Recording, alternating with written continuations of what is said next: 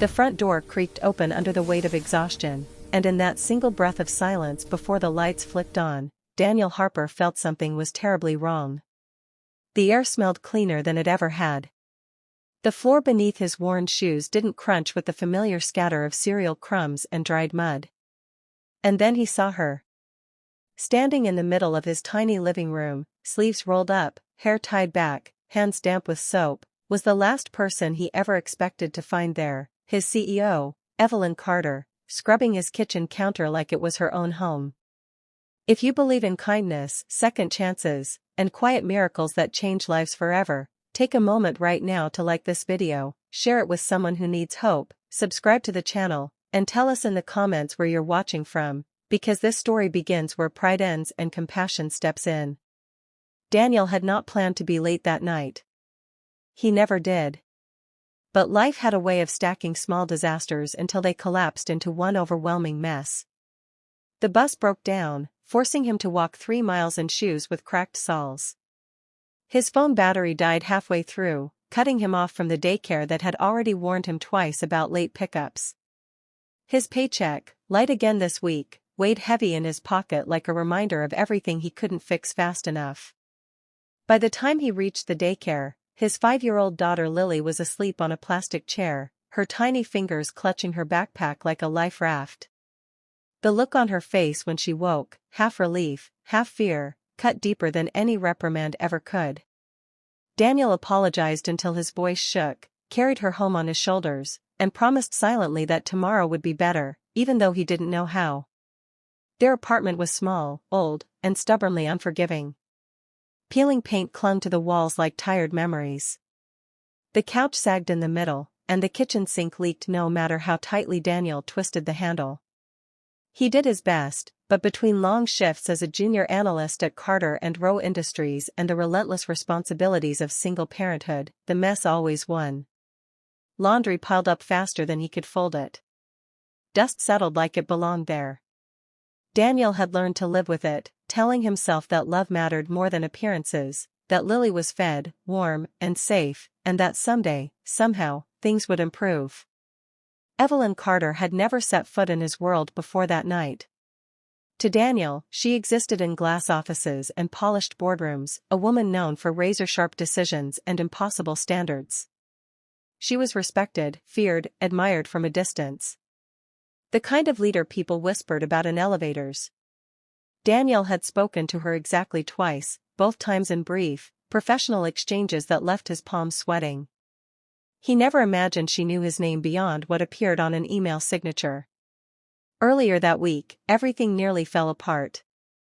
Lily had spiked a fever in the middle of the night, shaking and burning up in Daniel's arms. He stayed awake until dawn, pressing cool cloths to her forehead, whispering reassurances he wasn't sure he believed. By morning, he was supposed to present a report he'd worked on for months. With no one else to help and no money for emergency care, he brought Lily to work, hoping to hide her in the break room until he could finish.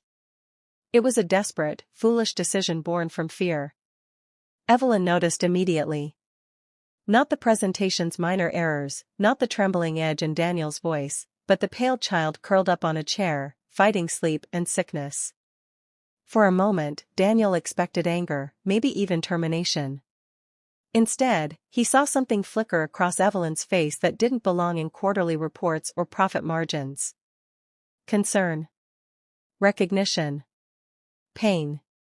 She told him to go home. Not as a suggestion, but as an order wrapped in unexpected gentleness. She approved his leave on the spot and had a company driver take them to a clinic. Daniel never forgot the way Lily's small hand tightened around Evelyn's finger in the waiting room, or how Evelyn stayed until the fever broke, silent but present, as if guarding something fragile she recognized all too well. What Daniel didn't know was that Evelyn went home that night and cried alone in her penthouse, haunted by memories she'd buried under years of ambition. She had once been a little girl like Lily, sick and scared, waiting for a parent who never came. She had once been raised by a single father who worked himself into an early grave, leaving behind regrets and unspoken love. Seeing Daniel with his daughter had cracked something open in her chest she thought was sealed forever. So when Evelyn showed up at Daniel's apartment building that evening, carrying grocery bags and cleaning supplies instead of a briefcase. It wasn't impulse. It was intention. The doorman tried to stop her. The neighbors stared. She climbed the narrow stairs herself, heart pounding harder with each step, questioning whether she had crossed an invisible line. But when she unlocked the door with the spare key Daniel had given the office for emergencies, she knew she couldn't turn back. She cleaned quietly at first. She washed dishes that had soaked too long, wiped down surfaces worn thin by time, and folded laundry with a care that felt almost sacred. She noticed the small things: Lily's drawings taped crookedly to the fridge, Daniel's old college textbook stacked beside overdue bills, the way every toy had been repaired instead of replaced. This wasn't neglect. This was survival. When Daniel finally stood frozen in the doorway, disbelief flooding his senses, Evelyn didn't rush to explain. She simply kept cleaning, tears slipping down her face without her noticing. The room filled with a heavy silence, thick with everything neither of them knew how to say. Daniel's strength, the kind forged through loss and endless nights of worry, crumbled. He set Lily down gently and sank into a chair, hands covering his face as years of suppressed fear and shame poured out. He cried not because his boss had cleaned his house, but because someone had finally seen him.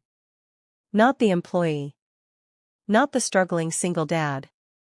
Just a human being doing his best. Evelyn sat across from him on the floor, surrounded by the quiet evidence of his life, and understood that success meant nothing if it couldn't be shared. In that moment, titles disappeared. There was no CEO and no subordinate, only two broken adults shaped by love and loss, standing at the edge of something that could heal them both. Over the weeks that followed, change came slowly, like sunrise after a long night. Evelyn didn't offer charity. She offered opportunity. Daniel was moved to a flexible role that valued his skills without punishing his responsibilities as a father. His pay increased. His confidence grew. Lily began to laugh more, her illness fading into memory as stability took its place. Evelyn, too, changed. She started leaving work earlier, volunteering at shelters, funding childcare programs within the company. She learned Daniel's world and allowed him, carefully, into hers. They shared quiet dinners, long walks, and moments of understanding that didn't need words. Love didn't arrive loudly or dramatically. It grew in the spaces kindness created. Months later, Daniel stood in a brighter apartment, sunlight pouring through clean windows, Lily playing on a new rug with paint-stained fingers. He thought back to the night he opened the door and found his CEO cleaning his house, and how that single act of humility had rewritten their futures. Just before the ending, we'd love to know. Please comment below and tell us which moment in this story moved you the most and why. And now, if this story touched your heart even a little, if it reminded you that kindness can change lives in ways money never could, please like this video, share it with someone who needs hope today, and leave a heartfelt comment. Your engagement helps stories like this reach others who may be standing in the doorway of their own miracle, not yet knowing it's waiting on the other side.